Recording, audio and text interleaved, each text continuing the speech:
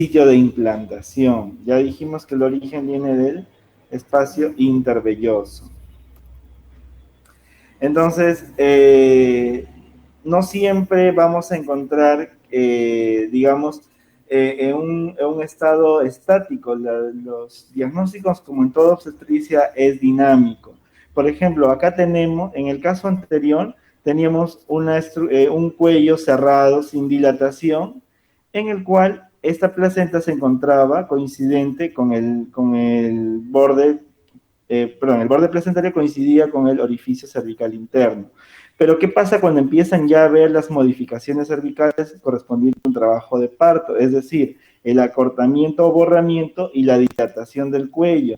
Entonces, lo que vamos a obtener es que esa placenta que se encontraba marginal, que coincidía con el borde del orificio cervical interno, al producirse la dilatación, esa placenta ya va a ocupar, no solamente va a coincidir con el borde marginal, sino en este caso está ocupando casi el 50% de lo que sería un cuello dilatado. Entonces tendríamos acá una placenta previa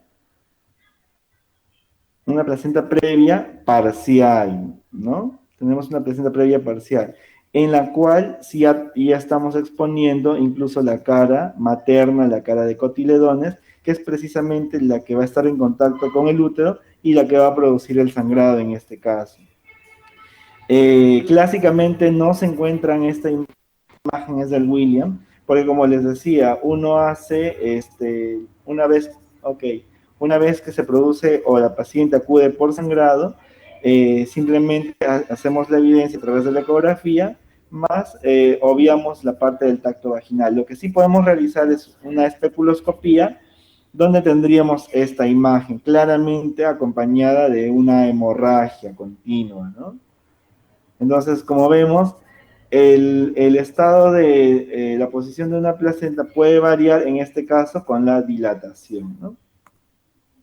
Entonces, ¿cuáles son los factores asociados para que puedan ocurrir, en este caso, la placenta previa? No hay una causa determinada, pero sí sabemos que la confluencia o la aparición de ciertos factores de riesgo van a dar por resultado una implantación anómala, ¿no? O sea, en otra posición de la habitual.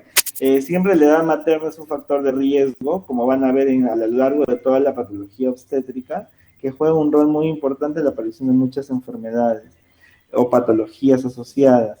La placenta previa no es extenua de esto, y viene a justamente la edad encima de los 35 años, viene a formar parte de un factor de riesgo muy fuerte con la aparición de placenta previa. Otra de los factores asociados es la raza, sobre todo la raza negra, la multiparidad, y quizá el factor de riesgo más importante es justamente la presencia o el antecedente de una cesárea previa o anterior. ¿Por qué? Porque justamente a nivel de la cicatriz de la cesárea vamos a encontrar disrupción de la decidua. Entonces, justamente el trofoblasto, en su proceso invasivo, va a aprovechar esta ausencia de decidua para poder anclarse y generar a partir de ahí la placenta.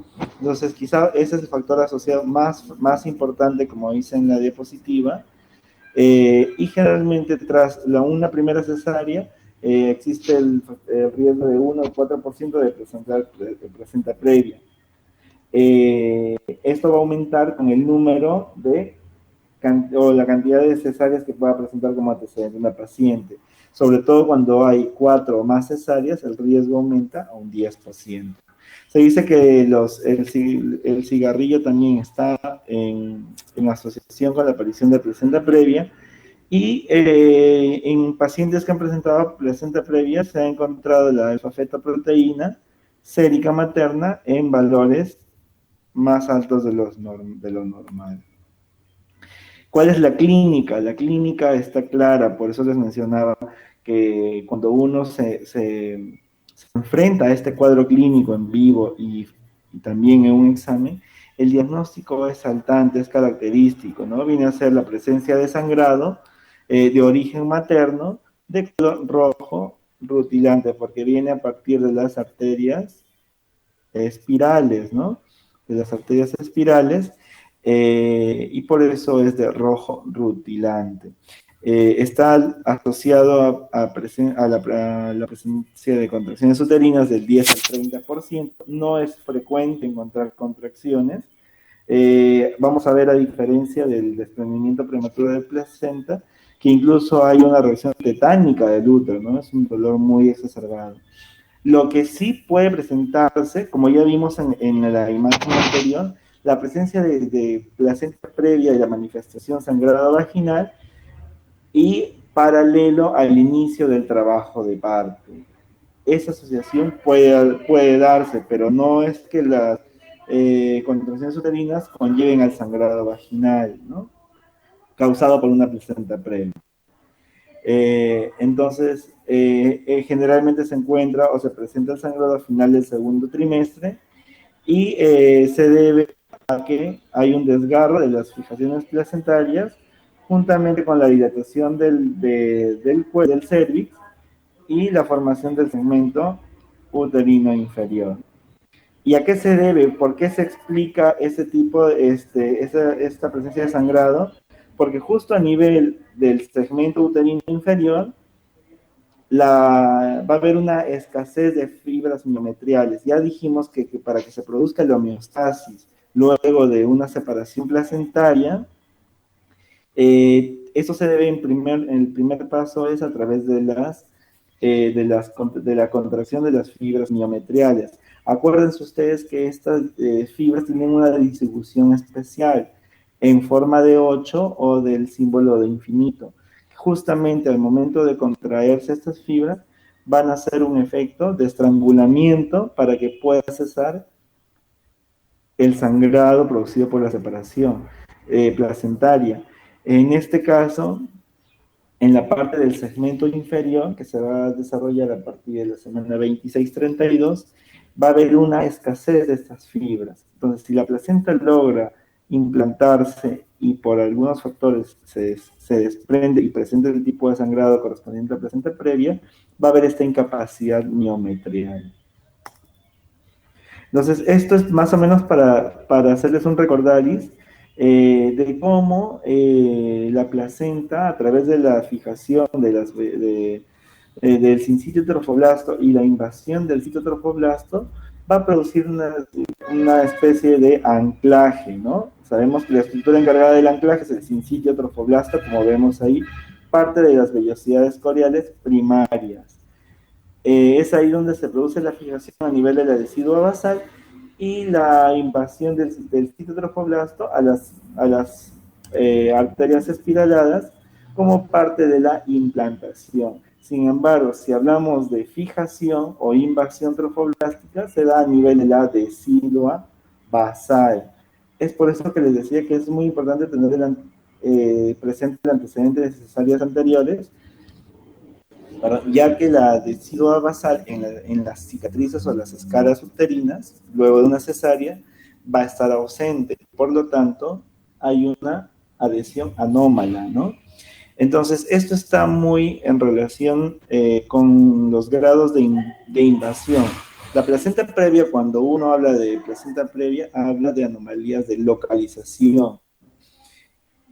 Aparte de las anomalías de localización, vamos a tener como una complicación la presencia de una invasión a nivel de grosor. A esto llamamos acretismo placentario. El acretismo placentario viene a ser la adhesión mórbida, ¿no? La adhesión y la invasión mórbida de la placenta. Ya no solamente a nivel de decidua, sino hasta atravesar la capa del miometrio, primero invadirla, luego atravesarla y finalmente atravesar la capa de la serosa e invadir órganos vecinos como la vejiga, recto e intestinos. A eso nosotros llamamos acretismo placentario como parte de las complicaciones de una placenta previa. Entonces, la incidencia en la realidad es de 3 de cada 1000 nacidos vivos, y el aumento va en parte al aumento de la cantidad o de la tasa de cesáreas. La morbilidad está asociada principalmente a causas por elevado riesgo de hemorragia masiva, la necesidad de transfusiones. ¿Por qué? Porque el momento de uno extraer la placenta luego del nacimiento, sobre todo por vía cesárea, esto va a causar hemorragias masivas asociado al desprendimiento profundo de la placenta, ¿no? No solamente a nivel adhesivo, sino ya a nivel de miometrio.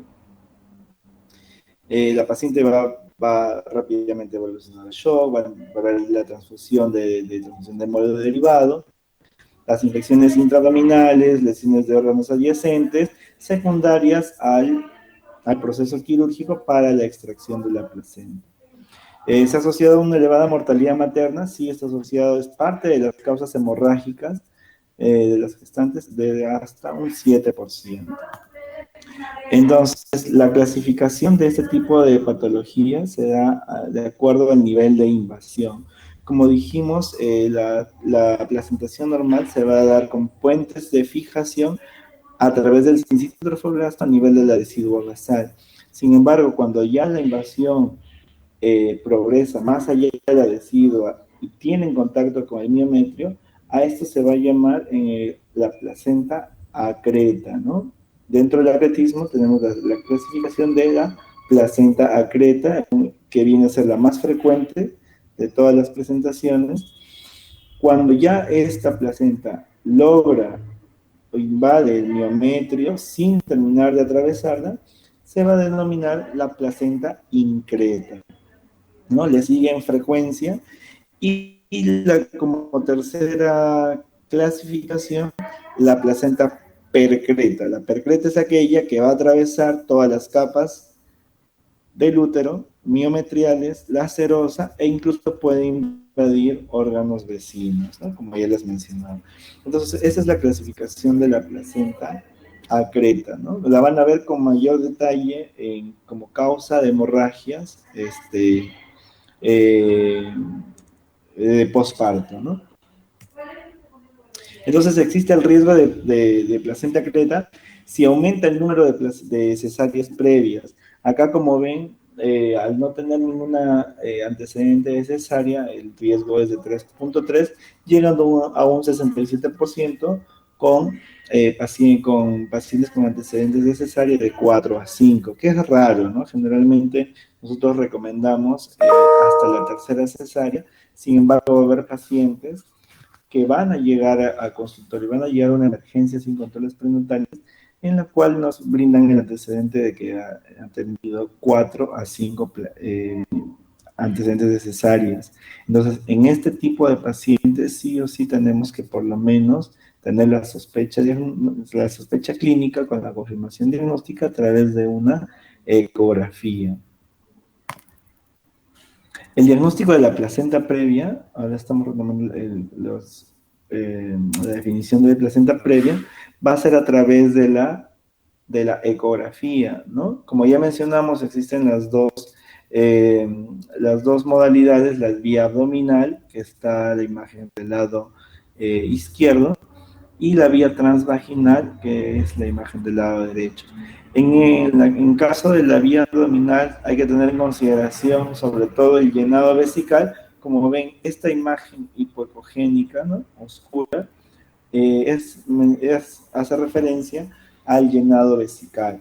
Muchas veces puede interrumpir esto para la visión directa de la placenta. En este caso, pedimos a la paciente que haga la evacuación de vejiga, o en todo caso optamos por la evaluación vía transvaginal. Entonces el diagnóstico es vía ecográfica. La ecografía es un examen auxiliar que está a la mano, sencillo, económico. Podemos optar a otro tipo de imágenes. En el caso de la resonancia magnética, la reservamos para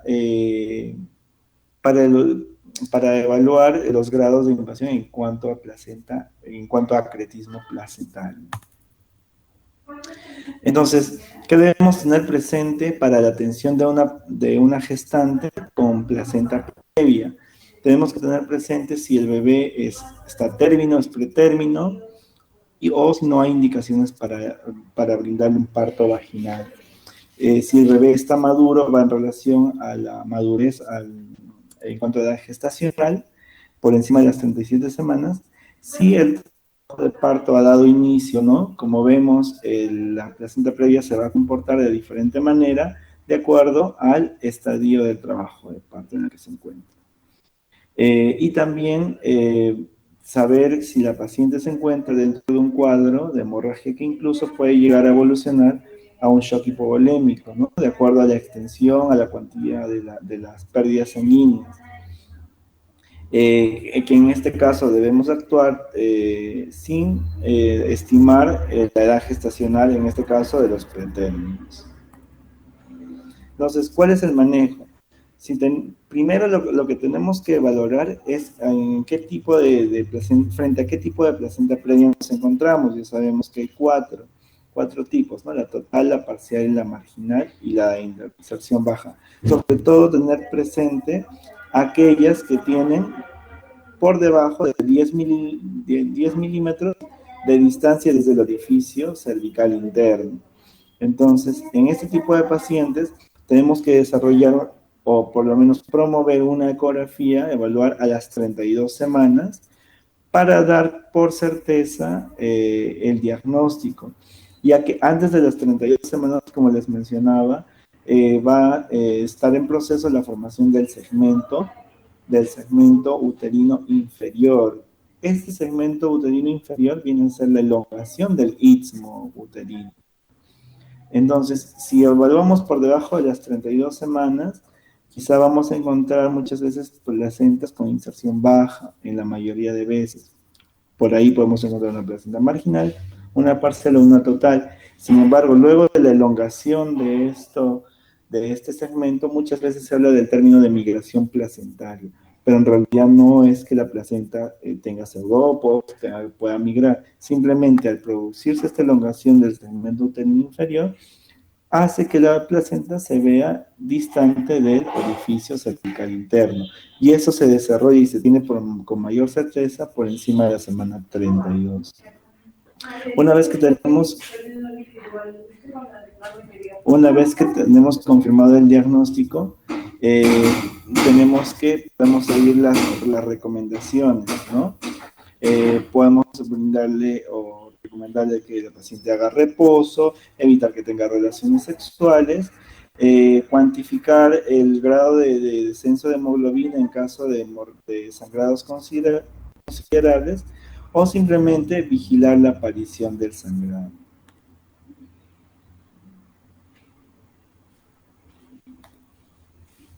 Entonces vamos a tener los dos tipos, ¿no? La placenta previa, la paciente con placenta previa asintomática, aquella que no va a presentar sangrado, simplemente se hace el diagnóstico correspondiente y la paciente no va a presentar sangrado durante la evolución luego de las 32 semanas. Entonces el manejo ahí debe ser expectante y un control ecográfico a las 36 semanas para nuevamente confirmar la placenta previa y decidir la vía de parto. Es importante saber que las pacientes con placenta marginal, como han visto, ser evaluadas durante el trabajo de parto, que no haya la exposición del disco placentario para poder continuar con el parto vaginal. ¿Ya? Entonces, el otro escenario es aquella paciente con placenta previa que sí va a encontrarse sintomática, aquella que va a presentar un sangrado, ¿no? Entonces, según el grado de hemorragia y los antecedentes de la paciente, vamos a tener que actuar. Acá ya deja de ser una conducta expectante a diferencia de una paciente asintomática. Entonces, aquella paciente que es sintomática y vemos que el sangrado es leve, moderado y se encuentra hemodinámicamente estable, lo que nos corresponde es realizar, bueno, acá nos habla de que cuando la cuantía de la pérdida es leve, la paciente puede quedar en observación. Sin embargo, tenemos que hacer una buena anamnesis, hacer una adecuada exploración física, evitando los tactos vaginales, ya que sabemos que los tactos vaginales van a provocar este desprendimiento, ¿no?, de la placenta desde el sitio de inserción. Entonces, lo que sí se recomienda hacer es siempre una exploración transvaginal a través del uso del decoro. Tenemos que solicitar exámenes para cuantificar la alteración del hemograma, el perfil de coagulación y la bioquímica basal, ¿no?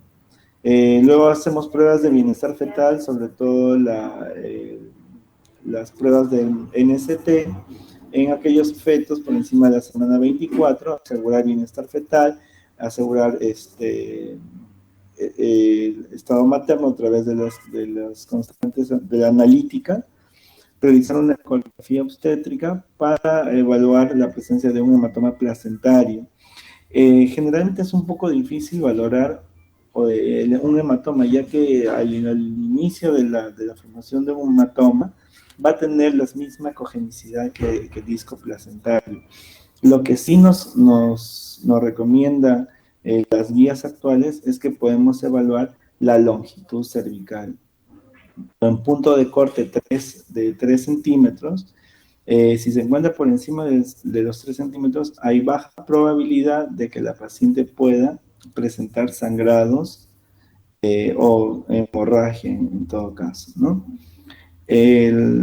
También nos recomiendan brindarle reposo relativo y si la paciente luego de una reevaluación se encuentra dentro de los parámetros normales, tras el cese del sangrado, se puede dar alta incluso luego de unas horas de observación, ¿no? Con un control posterior entre luego de 1 a 2 semanas.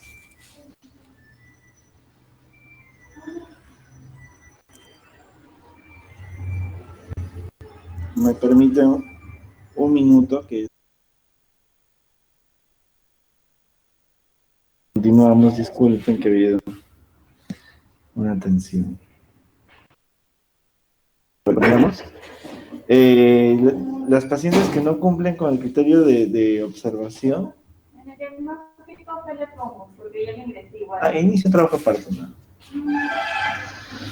Ya, entonces, dice, pacientes que no cumplen con los criterios de ingreso en observación, quiere decir aquellos en los cuales las pacientes van a presentar mayor cantidad de sangrado. Van a presentar mayor cantidad de sangrado, por lo tanto va a haber mayor repercusión hemodinámica.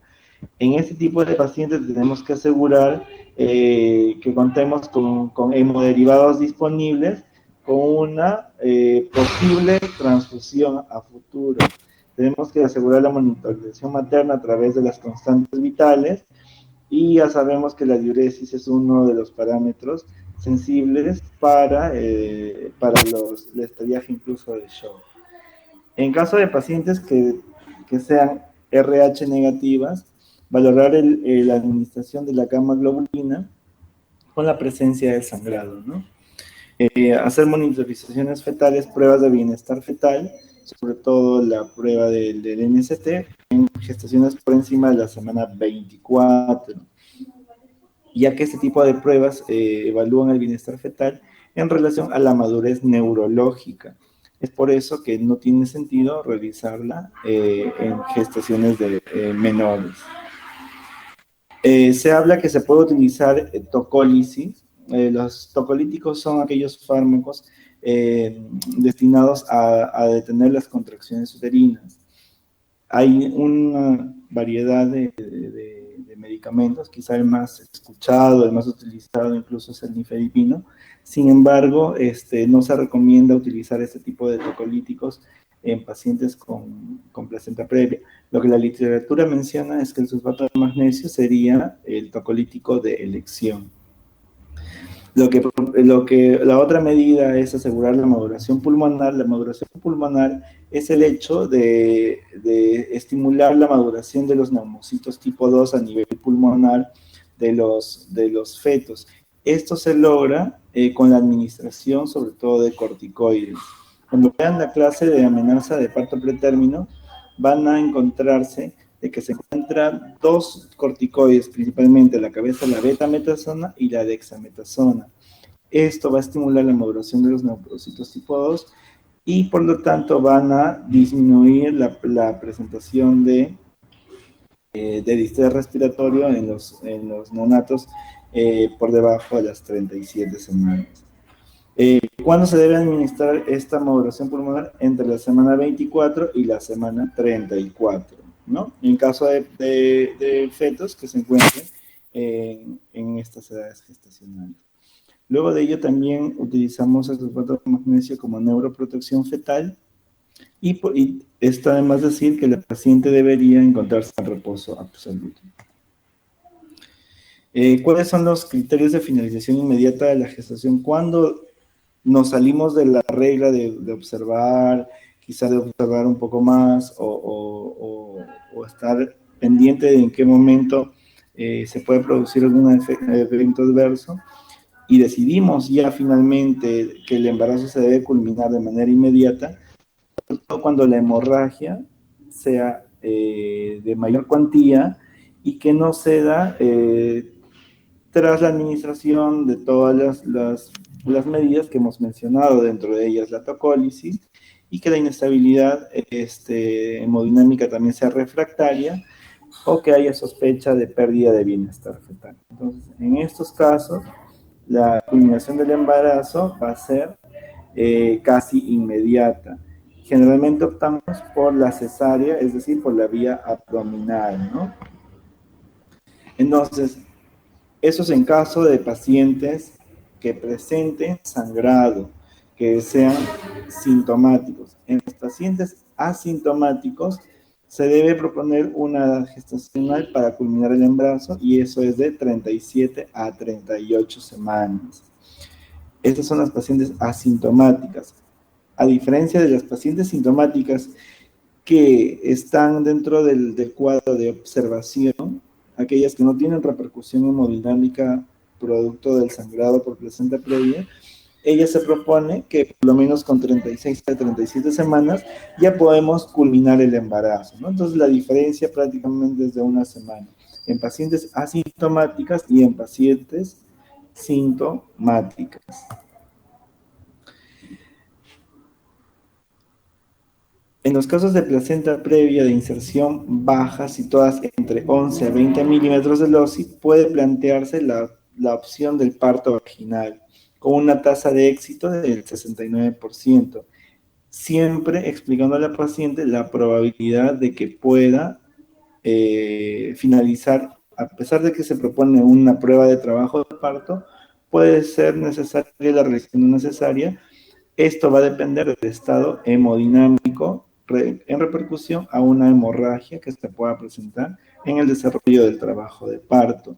Entonces, sí existe la posibilidad de proponerle parto vaginal, sobre todo a las que son a las pacientes con inserción baja por encima de 10 milímetros, ¿no? Que era justamente lo contrario, era parte de la observación a las pacientes que vienen por sangrado, que probablemente terminen como cesáreas, que son las placentas previas totales, las placentas previas parciales, las marginales y las de inserción baja, sobre todo las que están por debajo de las de 10 milímetros. ¿Por qué? Porque este tipo de pacientes, al momento de producirse la dilatación, vamos a tener lo que observamos en las imágenes iniciales, que se va a convertir de una inserción baja a una probable total, ¿no? Total o parcial, que nos va a llevar a cuadros más aparatosos de hemorragia. Entonces, este es un estudio que lo he sacado de la COG, que es una revista, la revista americana de ginecología y obstetricia, en la cual postulan de que la longitud cervical está en relación con la realización de una cesárea de emergencia, incluso para prevenir la hemorragia preparto. Es una manera de predecir. Entonces, ellos postulan de que con la longitud cervical menos de 3 centímetros se puede producir estos eventos adversos de hemorragia si es que no actuamos con una cesárea de emergencia, ¿no? En paciente claramente más allá de la semana 26, como lo mencionan los métodos. Entonces, el punto de corte para valorar este tipo de complicaciones, tomando en cuenta la longitud cervical, sería de 3 centímetros. Justamente, ¿cuáles son las complicaciones de la placenta previa? Aumenta la mortalidad perinatal, aumenta el riesgo de RPM, de parto prematuro.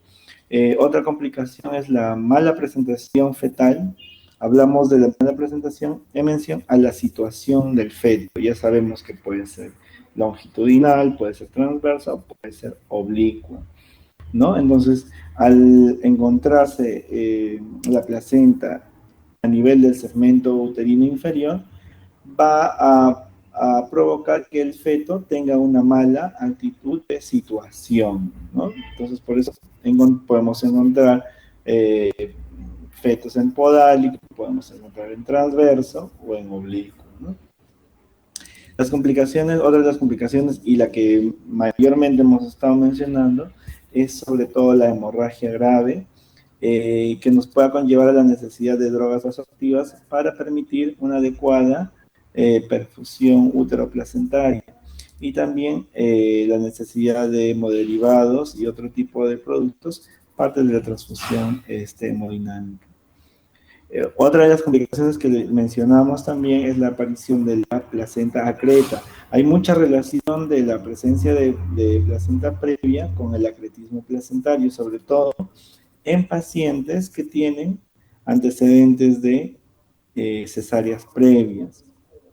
Otra de las complicaciones es la hemorragia postparto, que se da luego de una alteración en la hemostasia del lecho de implantación, por lo que ya hemos mencionado, ¿no? Se dice eh, que no tanto por un cuadro de atonía uterina, porque las fuerzas contráctiles del miometrio están conservadas. Sin embargo, la escasez a nivel del segmento inferior hace que se produzca este tipo de hemorragias luego del parto. Incluso cuando uno realiza una cesárea al momento de la extracción manual de la placenta, muchas veces nosotros tenemos que valorar el hecho de implantación, ya que clínicamente se va a evidenciar como un sangrado excesivo que no se va a detener por una falta de condición, por ausencia o escasez de fibras musculares. Es por eso que muchas veces nosotros incluso utilizamos puntos hemostáticos a nivel del lecho implantatorio. Ojo que no está en relación con atonía uterina, sino tiene que ver con un defecto en el hecho de implantación. Otra de las complicaciones es realizar una histerectomía de manera urgente, justamente a consecuencia de la hemorragia y la repercusión hemodinámica que puede tener, teniendo en cuenta, como ya les mencioné, el flujo a nivel placentario, que es de 600 cc por minuto. Entonces, por eso es la importancia de actuar, sobre todo en los 10 primeros minutos, porque si dejamos que pase todo esto, saquen su cálculo de cuántos litros estaríamos perdiendo en 10 minutos, ¿no? Otra de las complicaciones es la embolia del líquido amniótico, que viene a ser la aparición del líquido amniótico en la circulación materna, activando la cascada de coagulación, produciendo trombos, ¿no? Esa es otra de las complicaciones de la placenta previa y consecuencia de la hemorragia. La siguiente causa de sangrado en la segunda mitad tenemos el desprendimiento prematuro de placenta, que viene a ser, sino la separación de la placenta de su sitio de implantación antes del parto. Como les mencionaba, normalmente la placenta debe desprenderse luego de que se produce el nacimiento del bebé. Sin embargo, cuando se produce antes del nacimiento del bebé, esto va a desencadenar en una hemorragia muchas veces interna, que va a evolucionar con la activación de los factores de coagulación, del uso de factores de coagulación, provocando un CID a nivel local, ¿no? Entonces, eso es la complicación de desprenderse de la placenta antes del inicio del trabajo de parto. Entonces, tenemos sinonimias como la abruption placentae, la hemorragia accidental, o el significado de abruption placentae, ¿no? Que es el desgarro de la placenta a pedazos. Entonces, esos son los términos que se utilizan para hacer mención al desprendimiento prematuro de placentas, de una normo inserta, ¿no? Que hablamos que la normo inserta es aquella que se encuentra sobre todo a nivel fúndica posterior. Hablamos también de los factores de riesgo para la producción de una hemorragia obstétrica, sobre todo superior a 1 litro. Mencionamos que la placenta previa era la más frecuente o la de mayor riesgo, y en segundo lugar tenemos el abrupto placentario, ¿no? Que viene a ser como ya mencioné, la separación de la prematura de la placenta normoinserta. Entonces, ¿cuáles son las causas y factores de riesgo? Se desconoce la causa primaria, pero se conoce una serie de factores de riesgo que tenemos mencionado. Dentro de ellas, quizá la más conocida, la más frecuente, es la preeclampsia, dentro de o los trastornos hipertensivos en sí, dentro de las causas conocidas. Sin embargo, lo más frecuente es que sea idiopático. Entonces tenemos causas como los trastornos hipertensivos, la coriomionitis, la ruptura prematura de membranas, una gestación múltiple, los bajos pesos al nacer, los casos de oligohidramios o polidramios, perdón, también el uso de cigarretes o de cigarrillos, estos estados de trombofilia, el uso de cocaína y tumores como los leiomiomas, ¿no? Estos son los antecedentes, los factores de riesgo, dentro de los cuales lo más importante viene a ser el antecedente de haber tenido un desprendimiento prematuro de placenta.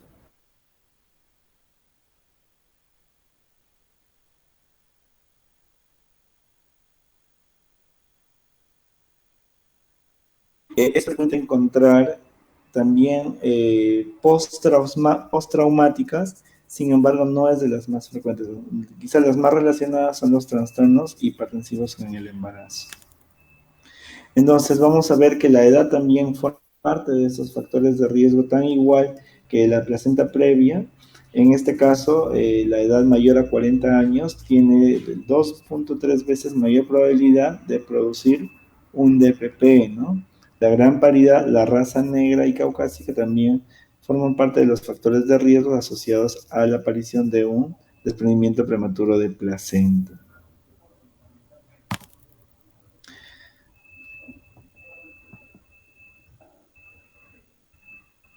Perdón, bueno, eso es lo mismo.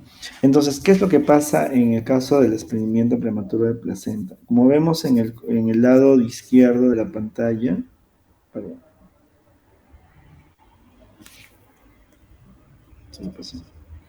como vemos en el lado izquierdo de la pantalla, tenemos la placenta, que es esta estructura rosada.